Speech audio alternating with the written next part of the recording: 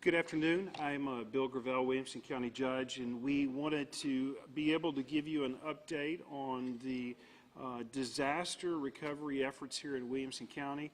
And listen, today we've got a lot of resources on the ground in Williamson County to help us be successful. First, I want to introduce to you Tim Dell, who works for Austin Disaster Relief Network. They have been phenomenal at meeting the needs of our residents that have come through, that have had needs. Just yesterday, I had the opportunity to see a lady who gave me a hug and said, "Judge, thank you for the letter." And what we've been doing the last couple of days is our constable deputies, led by our constables that are behind us, and their staff literally have been going door to door in the eastern part of Williamson County, delivering letters from myself, the constable, and from County Commissioner Russ Bowles. And this lady showed up yesterday and said, "Judge, I got my letter at the door, so I just came here to see if I could get a little help." She said, "But we didn't really have a lot of damage at our house, and our neighbor's damage was a lot more." And by the way, that's been the one consistent thing that I've heard the last 7 or 8 days. Everybody else has it worse than me. And I said, "Well, how's your home?" And she said, "My home is okay." She said, "Our carport collapsed and our barn collapsed, and the paint went all over our new cars, and our RV was rolling out the back pasture. But Judge, our home isn't bad. We're good." And I thought, you know, she suffered great loss just like everyone else has. We, in Williamson County, through today, we know of at least 1,100 structures that have been damaged. Even as we're speaking, there are assessments continuing to go on. Every day we find more properties and more that has been damaged. But I want Tim first to talk about the Austin Disaster Relief Network and our Mark Center here. That will be open until 6 o'clock tonight. And then we do have a representative here from the Texas Department of Emergency Management. And we do have a representative from Fema as well that is en route. But just to be clear, our Fema partners, our Texas Department of Emergency Management partners, and representatives from the Small Business Administration literally are on the ground right now in Williamson County doing assessments. So one will be coming in from the field from that. But first we want to hear from Tim from the Disaster Relief Network and the good work that they're doing here and all across Williamson County. Thank you, Judge. So once again, my name is Tim Dale. I'm with the Austin Disaster Relief Network. Its acronym is ADRN. So ADRN is a network of over 200 churches in the 5-county region around Austin, and Williamson County is part of our area that we cover. We have numerous churches within Williamson County. One of the key things that Austin Disaster Relief Network does is we provide emotional spiritual care. So that's what we've been doing last week in Round Rock, and then this week here at the Taylor Mark, is providing emotional spiritual care, listening to people talk, tell their stories to get that out. And we're also providing some additional resources to them. So that is what we are focused on here, is providing that care. If I can just go ahead and talk about some of the needs we have. We work on long-term recovery also. So from what we understand and the numbers that we're hearing, it could be $2 million roughly about, the damages that are out there and the monies that are needed for repair and rebuild moving forward. So there's one thing that we are working on and asking for donations. Can go up to our website, adrn.org. If anybody wants to contribute some finances to help with that recovery and rebuild. And one of our goals is to connect each of these survivors that has requested it with a member of our local church that has been trained specifically on how to walk forward with a survivor of a disaster. We call those shepherds. And through the shepherd program, any funds that are raised, that we can get those into the hands of the survivors and help them with the rebuild and recovery long term. So that is what I have to say. I could take questions if anybody has one. Or we can wait till later. So thank you. Again, I want to say thank you to the Austin Disaster Relief Network. They've been phenomenal. Listen, I believe that if it would not have been for our faith community here in Williamson County and the hard work that they did Saturday in removing tons and tons of debris, our residents wouldn't be where they're at today. There are many groups that have participated and that have helped. In fact, the requests have been so many, it's hard to answer the phone and do the job because of the number of folks that are wanting to call and volunteer. I do have a request today that was just handed to me by the American Red Cross, which is providing services here at the Mark in Taylor. They're kind of simple requests, but often people are going, Judge, what can I do today? What can I do right now? Well, the answer is pretty simple. Here, for the Red Cross that is here, the current needs that they have is for paper products and toiletry products. Today, they're running low on those today, and simple things like Advil and Tylenol, they're running low on today. So if you're in the Taylor area and you would make a swing through one of the local stores and pick that up, you can come here to the Williamson County Expo Center and just drop those off out front. And that would be just an immediate need that we could meet today. So we're grateful not only for the ones that you've heard from today, but on the other side of this wall, there are folks that are meeting one-on-one with individuals that are just really struggling today. I want to introduce Bruce to you. Bruce is the regional director from the Texas Department of Emergency Management. But I again want to reiterate that the first phone call that I received the night of the tornado, or the night of the tornadoes, was from our governor, Greg Abbott. And not too long after that, Governor Abbott was here in Williamson County. And from the very first moment, even till now, the governor's been very forward-leaning in putting the team on the ground here in Williamson County to help us. Even as we're speaking, I left a team of 2 TDM personnel that were in Round Rock doing on-the-ground assessments. So we're really grateful to the Texas Department of Emergency Management, and I'm really grateful for Bruce being here today. He has a statement he can share with you and update you a little bit on their work here in Williamson County. Then following that, I would love to tell you the story about one of our residents who's 91 years of age who survived this tornado. It's an amazing story. Bruce? Thank you, Judge. Again, I'm Bruce Clements. I'm a section chief with the Texas Division of Emergency Management. I'd first like to start out by thanking our local partners for all the outstanding work that they've been doing, and now Fema is joining that as well.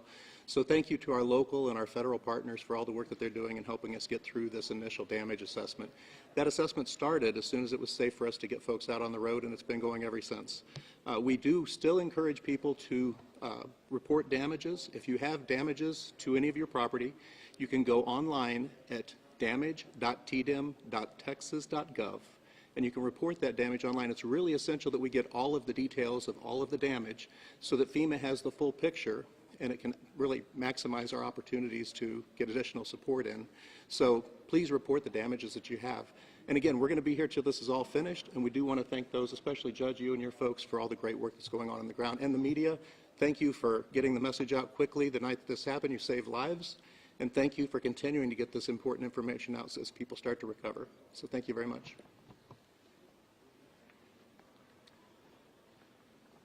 I also want to remind our residents that if you have a home or a property that has received damage and you're needing help in debris removal, one of the resources that Williamson County is able to help you with is getting you a voucher to the landfill, so at least when you go to the landfill, that cost would be covered for you, or possibly helping you with a roll-off dumpster in your roll-off in your area where the damage has occurred. If you are a resident of Williamson County and you live in an affected area in the unincorporated part of Williamson County, I would encourage you to reach out to Constable Paul Liao in Williamson County Precinct 4. Constable Paul Liao's office is managing and handling those vouchers. I want to say before we go that this last week, our residents in Williamson County have suffered great loss. There are some family members that we have met that have lost everything. and that our heart and our thoughts and our prayers are with you. And we in county government, along with the city of Round Rock, the city of Hutto, the city of Taylor, the city of Georgetown, the city of Granger, and all of our cities where damage might have occurred, we're working as quickly as we can to bring the right resources to you. But I want to talk to you in closing about one guy that really stood out to me because it's just an amazing story. There's a gentleman by the name of Frank Zubach, and Frank is 91 years of age. He lived in the Granger area, and all he wanted was to be independent and take care of himself. Frank was living in an RV by some family members in close proximity for good reason. And during the tornado, that RV was picked up with Frank in it and was transported quite a ways. What's amazing, though, is that immediately the neighbors, once the storm had passed, they were there to render aid, and our Williamson County EMS has been there was there to transport him. And in fact, Frank was seriously injured in the storm and has had multiple surgeries and medical procedures. But today, at 91 years of age, he was released from the hospital. Now, Frank will be going to a rehab facility, to deal with the injuries that he suffered. But it's just a wonderful story about one of our Eastern Williamson County men with a lot of grit and neighbors with a lot of compassion, and constable and sheriff deputies that moved swiftly, and ambulances that moved aggressively, and hospitals that worked faithfully that saved the life of this one man. And we're grateful because in Williamson County we have over 609,000 residents. In the last 2 weeks we have kind of pulled up our bootstraps together to work together to protect and to save each other and to save our communities. And I want to say to the Austin area, thank you for your amazing response. The people of Central Texas have responded well, but I just want to remind you that there are at least 1,200 different structures that have suffered damage and families that are struggling on how to get up on their feet. The recovery as far as removing the debris was the easy part, but now the hard work and the heavy lifting begins as we help our residents who have lost everything find some dignity and find what little they have left and begin the process of rebuilding. I'm very grateful for TDEM, Texas Department of Emergency Management, for being here. I'm very grateful that we have our FEMA friends on the ground doing assessments as we speak. I think those assessments will take days to accomplish. So I'm really grateful that at the federal level they've sent down the Small Business Administration to begin doing the assessments as well. And so we're really thankful for that. And I think at this time, if you have, one or two questions or three questions, we'll certainly be willing to answer those. I got a question, this may be for Bruce. Dealing with FEMA, do you know what exactly the threshold is for FEMA to give federal aid to the area? Yes, actually, that's a specific number. Oh, I'm sorry. And actually, there is a specific number for that. I don't have the. I want to make sure that I get it right. So I don't have that specific number off the top of my head, but I can get that number for you, and as soon as this is over, I can give it to you. What is it generally? I mean, is there a certain formula that you normally go by? Or? Yes, there's different thresholds. There's a local threshold, based on per capita in each county, and then there's also a state threshold. And the statewide threshold is in the tens of millions of dollars. And again, I'll get you the specific number after this is over. But that number is the number that we need to meet in terms of uninsured losses in order for FEMA to turn on additional aid. And when you say additional aid from FEMA, what is it that people could get if you meet that threshold? Tell us how it could change their lives. There are a couple of different programs, and I really need to leave that to FEMA to describe their programs and answer those questions and go into those details. But there's an individual assistance program which provides some aid to local residents. There's also a public assistance program which can be used for funding the rebuild of public facilities, libraries and schools and things like that. So, but I need to leave those details to FEMA to answer for you. Do you know if they will be here, just to kind of walk us through the process, because I think a lot of viewers. Yeah, he's in the room. Okay, Yeah. okay. Yeah, and could I just add one thing to what Bruce shared? I met for the first time with officials from the Small Business Administration, which is a completely separate federal organization that has a completely different criteria for damage assessment. I learned today that the Small Business Administration, to your point, they offer very low interest loans to residents that are underinsured and uninsured and businesses to help them get back up on their feet. But the truth is it has to meet that criteria for damage assessment with the Small Business Administration, which has a different criteria than FEMA. And I know they're en route, guys. I know you're going to be surprised when I tell you that a peace officer was bringing them over here, and in the process of coming over here, they encountered a traffic accident and had to stop as a peace officer and render aid. So we're dealing with a lot of things in Williamson County. Other questions? What about is anybody issuing housing vouchers? People that don't have a place to stay? I've got to tell you, between the Mark Center here, ADR, and our area churches, they've been very much the first people to step up and fill that gap. I know of a specific instance in Round Rock of a mom with a new 7-week-old. Their home was severely damaged. Her husband was a cross-country truck driver, and immediately one of the churches stepped in and provided her an Airbnb for 7 nights. And in fact, the only room in their home that didn't have the ceiling damaged or destroyed was the nursery. And they were able to take all of the items out of the nursery and put those in the Airbnb. But that is one of many, many different needs that have been met in our area for temporary housing. When people are thinking, how can I help? Obviously, the cleanup, you said, went by quickly, and that was the easiest part. But people are sitting at home. They know this is ongoing. We know we have people that are displaced. Where can they look to find, this is what we need, this is what we're looking for, that they might say, oh, I had some of that, or I can pick some of that up? Where can they look to help fulfill some of the needs that these people have? Well, so I have to tell you, the Austin Area Disaster Relief Network has a website, and I would really encourage folks to look at their website. They can sign up there to volunteer. They can sign up there for financial donations or see what needs are necessary. I would also encourage folks, too, to look at their own local church website. There are local churches that are stepping up, filling the gap with those needs. In fact, there was a meeting this morning of Austin Disaster Relief Network and all of the area churches where they were literally handing out the work vouchers that were needed for residents across the county, just helping meet those basic needs. So I would reach out to my area church and area congregation, and I just,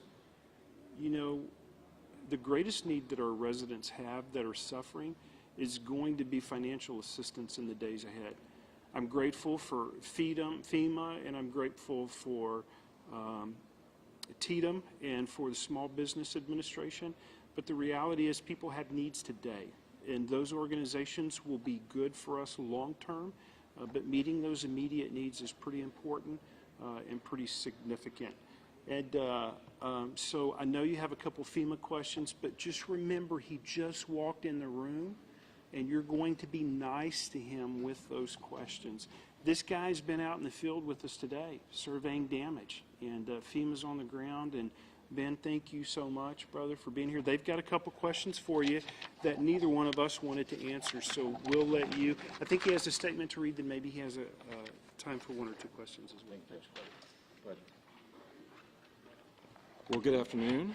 My name is Ben Akers. I didn't have a statement prepared, but as the judge mentioned, we've been doing some preliminary damage assessments across Williamson County with our state and local partners, coordinating with our emergency managers and verifying some damages that were provided by the county and our municipal leaders. We're going door to door, speaking with some individuals about the extent of their damages, uploading that information into a statewide system, and then the governor of Texas will utilize that information to determine the need, potential need for federal resources to supplement state and local resources in our recovery from these tornadoes. What what is that threshold that the state will have to meet in order to get these resources for people? So there's no black and white answer to that question. We look at a variety of different factors. Obviously, the number of substantially damaged homes is a primary factor, but there's no one number because what we have to do is parcel that out into the uninsured and insured damages that are incurred. So it's very important to understand that FEMA cannot duplicate insurance benefits that are paid out on the private market. So we have to look and work with our Texas Department of Insurance and our state partners to determine how many of these substantially damaged or completely damaged homes are underinsured or uninsured. And how critical is it for people to get this aid, and how can it help them recover? Well, it can certainly help, and I want to preface this statement by saying that FEMA is only one piece of the recovery puzzle. I'm aware that the American Red Cross and our nonprofit organizations and voluntary agency liaisons are also out in the field helping put blue tarps on roofs, ensure that there's not additional damage incurred to these properties. But certainly FEMA is here to determine the need, and if there is a need for federal support, and that is validated by both the state of Texas and by the White House, then we will be here in the long run to support. But that is, we are too early in the too early days to tell whether or not that'll be the case. I guess we're trying to get like specifics, like do you come in with low interest loans, or do you come in with like grants, or what is it people would be getting? So I appreciate you asking that question. We also have the U.S. Small Business Administration here, which does provide low interest disaster loans to both businesses and to homeowners. And so the declaration process for the SBA is a little bit different from FEMA. They have lower thresholds for providing assistance. I would let one of my colleagues with the SBA answer those questions, and we can refer those questions to you after this event. But for FEMA's programs, should there be a declaration, they would come in the form of individual assistance grants to families that are they don't need to be repaid. There's no interest incurred.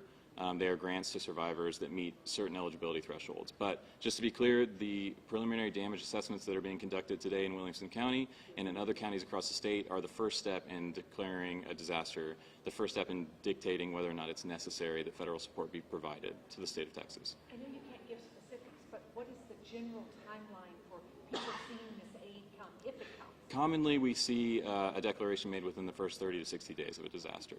And there's some give or take on both sides of that. It can be sooner, it can be later. But we're working as quickly as possible and appreciate the public's patience in this process as we go door to door, as we take photographs of the damaged dwellings and upload them into our system statewide to look at a comprehensive picture. So, and then after that 30 to 60 days, then what happens after then? You're meeting with state officials, and what's the timeline of when people would get money? Well, should there be a declaration, there are programs that are activated immediately, but I would prefer not to get into the specifics of those programs until we know a little bit more about the extent of damage across the state. And I know that this is kind of minutia, so sorry. That's okay. But how long do you typically spend at each home? We're trying to get an idea of the process and what you're doing. So today we were in Round Rock, and we'll be across Williamson County for the rest of the week, but we've been going door to door. If there's nobody immediately available to speak, we can take photographs of the front and back or side of the buildings wherever we have access to without intruding onto private property, and that will suffice. If we're able to get one of our programs turned on, then we get in touch with families that apply for FEMA assistance, and we gather more information on the internal damages as well as the external damages to their home. So it's just a lot of external pictures? At the moment. At the moment, it's a lot of external damage validation and assessment. Can you give us your name again and spell it for us? Yeah, this is Ben Akers, A-K-E-R-S, and I work for FEMA Region 6 in External Affairs. What kind of response have you been getting from homeowners? Positive. Actually, just this morning, we were able to speak to several homeowners out in the front yards, and they were very appreciative of the resources that have been made available to them by the nonprofit organizations in the area. We noted how successful the entire neighborhood has been in putting on blue roofs to their homes. It's very important to mitigate against future damages should we have additional rainfall in the coming days to cover up any damages temporarily until we can look at having contractors come into the area and do long-term support. Is there a process that people can do at home right now when it comes to online filling applications in order to get on a list with FEMA? I would recommend, there's no list with FEMA as of now, but I would recommend reaching out to your local emergency management department to submit any estimates for damages that you have to your home to indicate the damage level to your home, whether it's severe, moderate, or if there are no damages at all. That's also helpful. And so that's the first step. Disasters are locally managed, state supported, and federally funded. And it's very important to start from the ground up, work with your local officials, work with your county judge, and make sure they have all the information they need to move forward. What happens if the family has an insurance, a home insurance. Is this different with the help? That's another great question. As I mentioned earlier, FEMA assistance cannot be duplicative of insurance that is paid out on the private market. So the first step certainly is to apply with your insurance company to file a claim and work through that process, because if FEMA is able to provide individual assistance grants, we would need to compare them to the assistance that was provided through the private market as well. So if somebody has insurance, they can still get FEMA help? They can if their insurance, if they are qualified as underinsured. So if the damages to their home are at a higher level or higher threshold than the funding that was provided by their insurance company. So at this point, really, Bruce, people should be going through TDM. Yes, as he mentioned, the reporting should go through the website that I mentioned, the damage.tdm.texas.gov. So that's where the local folks can go to report their damage to the locals and the state. We're putting it all into one single database. And what can you tell homeowners they should be doing right now as they wait for you to maybe come to their home? Should they be doing lots of documenting themselves or what? Well, we always recommend, whether it's for FEMA purposes or if it's for your private insurance organization, to take as many photographs as possible, document damages. If you're going to have a contractor come and do repairs, we want to make sure that you get verifiable receipts that include the contractor's name and phone number, and just keep record of everything that's done on the house, because whether or not assistance is provided by the federal government, the state, or the locals, we need to know what repairs have been conducted since the event.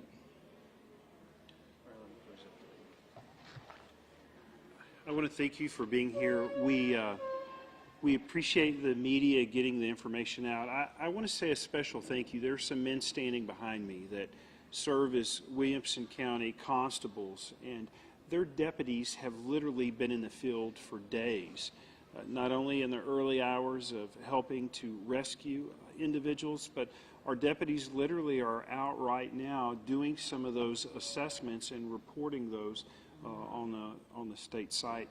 Look, our first responders have worked tirelessly over the last many days, and so I'm thankful for our law enforcement in our city and out in our county government. I'm also thankful for our fire department, and you know, we have work ahead of us, but it's easy to do the work when you have so many hands that are willing to lift their hands and arms together to solve the problem. We're grateful for the federal assistance here, but the truth is, long before FEMA arrived, we removed thousands upon thousands of tons of debris because the people of Central Texas showed up. We've cleaned off the streets, we've cleaned up the neighborhoods a little bit. Now it's time to help our residents get their feet back underneath them and to be able to go forward. Thank you, guys. How much power has been restored to some of these areas? Because I know when you're trying to work on a house that's damaged, you don't want any power on it. Across the street, they have no damage. Yeah. So how much power has been able to be restored to some of those areas? So the answer, and we had this conversation at lunch today, to our knowledge, power has been fully restored in Williamson County. However, if there was moderate to severe damage or total destruction of facilities, there are no longer meters there, or meters have been pulled for safety and security reasons. I can't tell you the number of residents.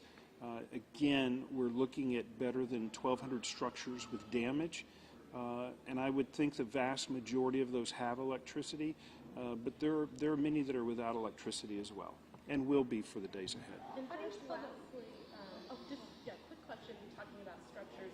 What structures took the most damage? Was there a common theme in that? I don't know if you all need to weigh in on that. Well, you know, obviously residential structures, you know, that's the largest volume. I had the opportunity, I'm thankful to Governor Abbott, he sent a helicopter up and we flew pretty early, but we have over 50 commercial properties that have suffered damage as well too, and some of those have suffered damage that was fairly extensive, and this may seem small to some of you, but on the eastern side of Granger, there were two farmers that literally had millions of dollars in farm equipment in their barns behind their homes that was damaged or destroyed. So the damage has been widespread, predominantly residential, but there's some businesses that have suffered significant damage and loss as well too. So.